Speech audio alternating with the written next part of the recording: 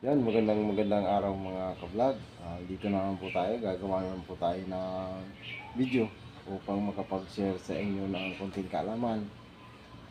Huwag niyo na rin po sanang kalimutan na i-subscribe ang ating munting YouTube channel. Maraming salamat po sa inyo. Samahan niyo po ako. Let's go! Yan, good morning mga boss. Gagawa naman po tayo na palagay sa bakod. Ito nga pala yung angle bar na ginawa natin. Hinap moon natin siya. Kinating natin siya ng paunti-unti. Para lang siya magkorte siya ng ano. Ito nga pala ay 1 by 1 na angle bar. Hinap moon natin. Para lang lumiko siya. Ginayat-gayat natin siya para yan. Tapos ang magiging forma niya ganito. Ito yan, 1.5 din yan. Tinulisan na natin siya para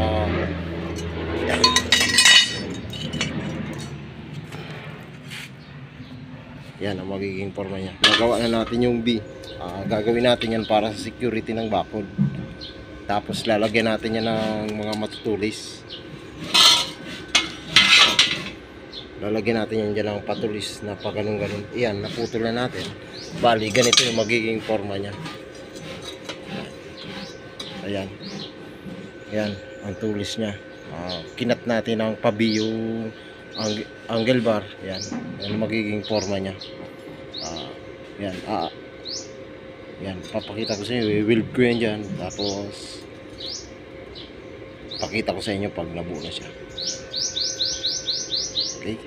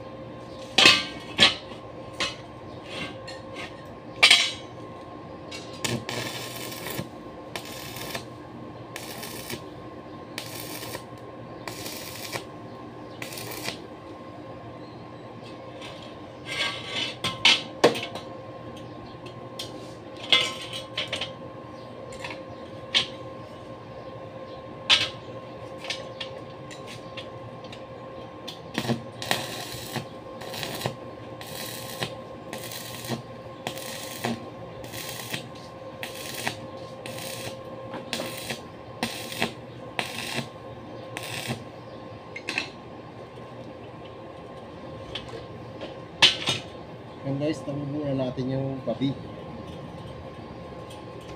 Bali, lalagyan natin yan ng pagganito na tusok-tusok. Yan.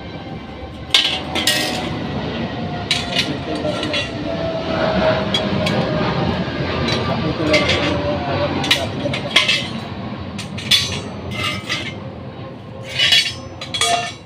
Okay na din siya.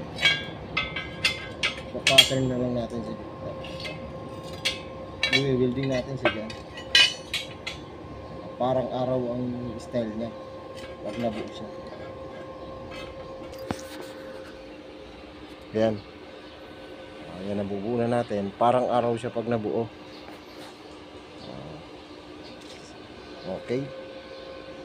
Yung magiging buo niya, parang araw. Yung height niya paalon-alon siya. Yun. Ito may mataas, mababa, mataas, mababa, mataas, mababa. Ganyan ang design na gusto ng may-ari. Yun, ginagawa naman natin. Para siyang araw. Ilalagay natin yan sa may ng bakod. Gagawa tayo ng 2 piraso niyan. Nakadiagonal yung tayo ng bakal. Yan. Hindi pa natin na ipo-full wheel yan. Full wheel natin yan ngayon. Gagawin natin yan. Okay.